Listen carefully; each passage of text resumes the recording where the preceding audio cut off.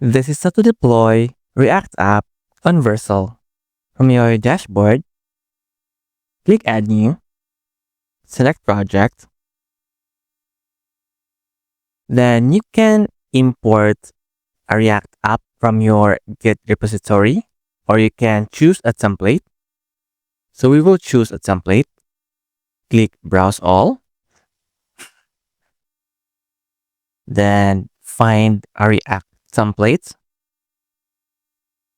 Let's say this simple create React app. So it has a React stack. Then just click Deploy. Select your Git scope and name your repository and just click Create.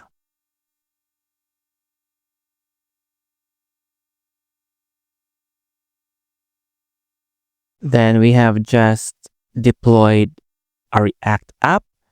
You can now add domain, enable speed insights, and we will continue dashboard.